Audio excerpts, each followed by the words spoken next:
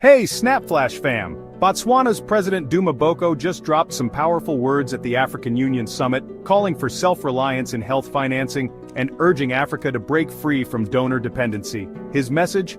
Africa must fund its own healthcare system instead of relying on foreign aid. But how can the continent make this shift? And what role does the private sector play? Let's break it all down. Before we get into it, don't forget to like, share, and subscribe to Snapflash for all the latest updates on politics, governance, and African development. Speaking at a high-level event on the sidelines of the AU summit, President Boko warned that Africa's reliance on foreign aid has left it vulnerable and unprepared for health crises. He pointed to the withdrawal of USAID support and the US exit from the WHO, saying these events prove that Africa cannot afford to wait for outside help.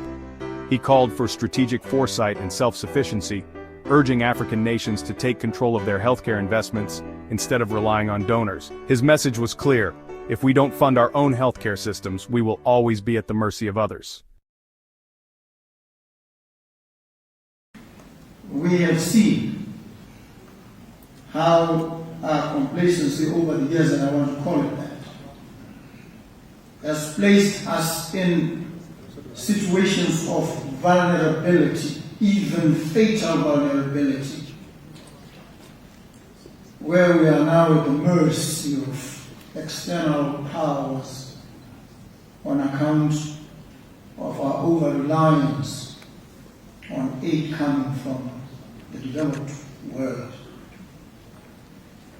We need to move away from this, and as we do, we need also to ensure that in the future, any change that must be effected is not dependent on or driven by or triggered by crisis.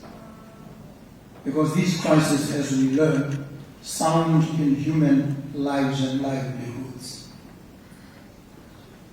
We need to mobilize, as President Kagame urges upon us, domestic finance for our health care.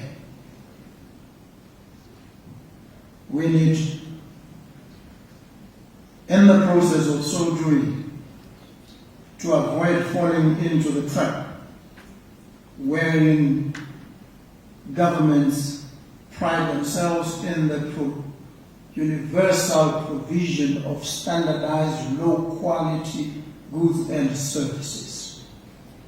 We need to provide quality health care for our people. Boko didn't stop there.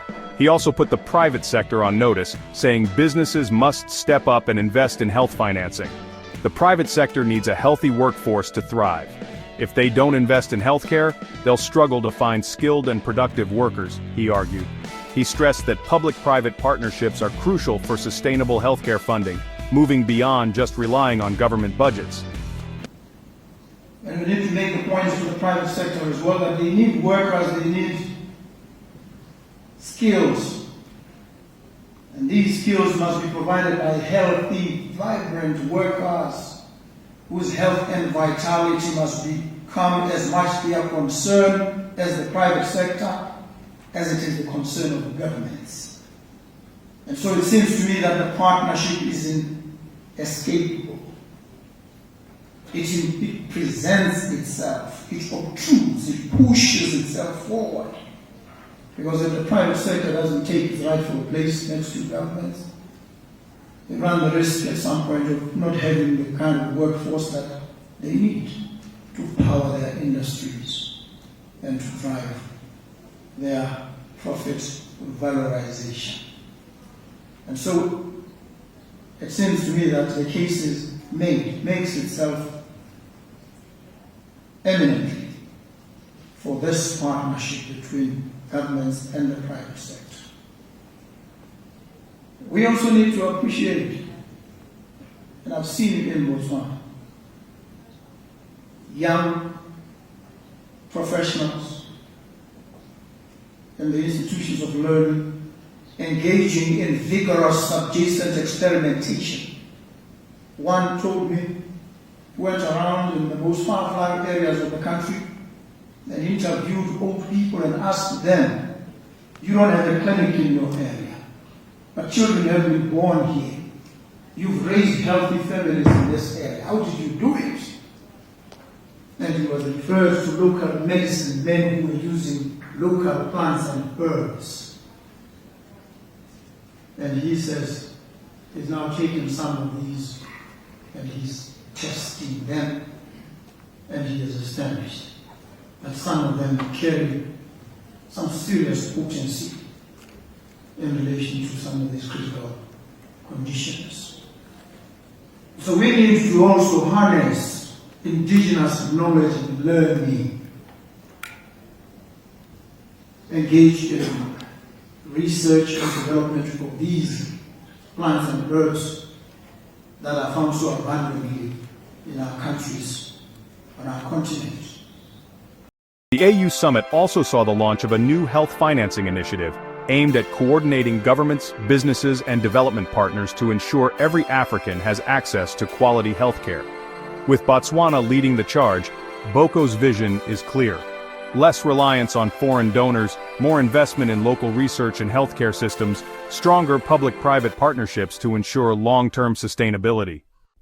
Boko's speech has set the stage for a continent-wide shift in how healthcare is funded and delivered. Will African nations finally take control of their healthcare systems? Can the private sector step in and play a bigger role?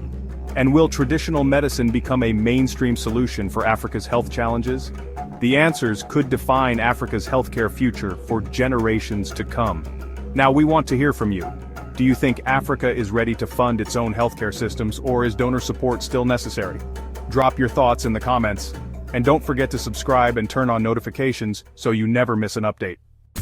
That's it for now, Snap Flash fam. Stay tuned, stay informed, and keep questioning everything.